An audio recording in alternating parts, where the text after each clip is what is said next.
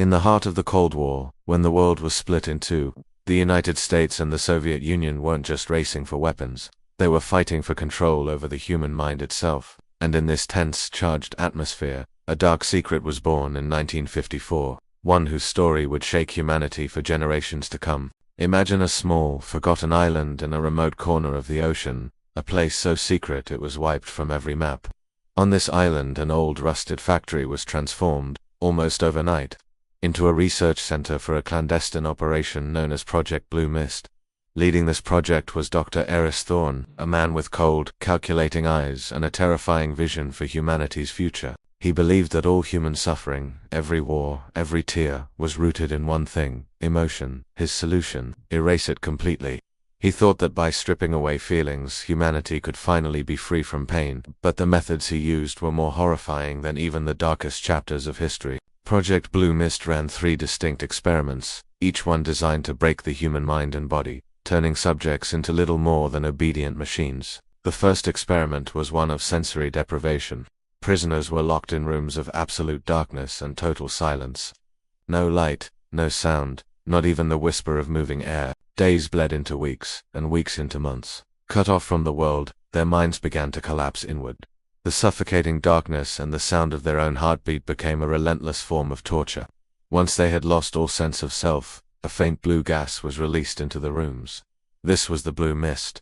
It wasn't poisonous, but it had a sinister effect. It slowly erased their memories. They forgot their names, their homes, their loved ones. They were still alive, but their souls were gone. In another experiment, Dr. Thorne tried to create the perfect soldier, one who felt no pain and followed orders without question. Thin metallic wires were surgically inserted directly into the prisoners' brains, connecting them to a central computer. All of their minds were linked together, controlled by a single source.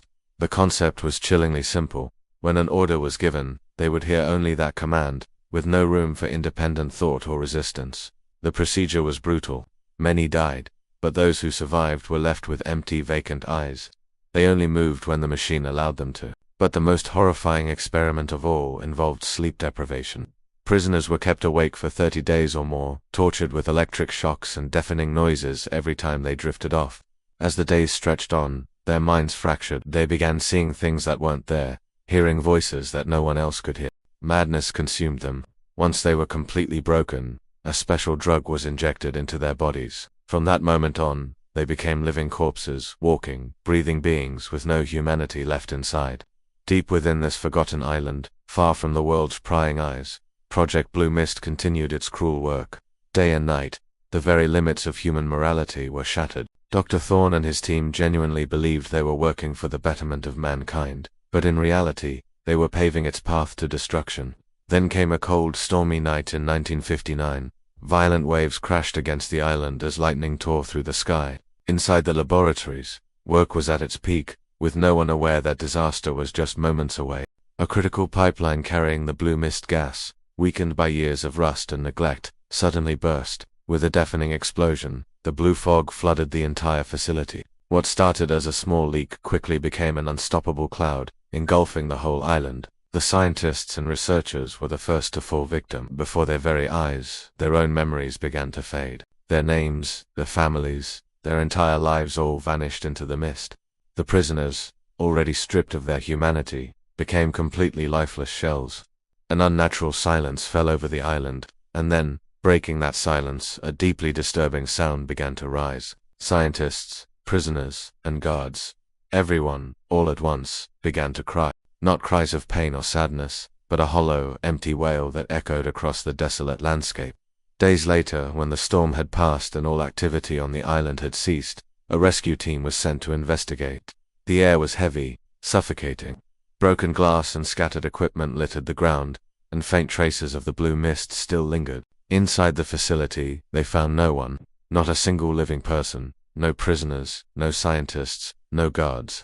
The island was completely empty. But scrawled on the walls, in what looked like blood, were several messages, written in different handwriting, but all carrying the same chilling meaning. They read, "We are free now, because we feel nothing. Pain has ended, we have forgotten." No bodies were ever found. It was as if everyone had simply vanished into thin air, perhaps losing their physical forms along with their humanity. The true story of Project Blue Mist was buried deep within the island, its secrets known only to the silent waves of the sea. The world was never told what truly happened there. The few who stepped onto that island and managed to leave were never the same. For the rest of their lives, they were haunted by nightmares of silence, emptiness, and that eerie blue fog. This story, though fictional, serves as a powerful reminder of real-world horrors. Like Unit 731, where science was put before humanity and people were reduced to mere experiments, Project Blue Mist is a warning that humanity's greatest enemy is not war or weapons, but its own capacity for cruelty. The Island of Silence remains out there, hiding a story so dark that the soul trembles to hear it. If you found this story as haunting as I did, please consider liking this video and subscribing for more tales from the shadows. Thank you for watching.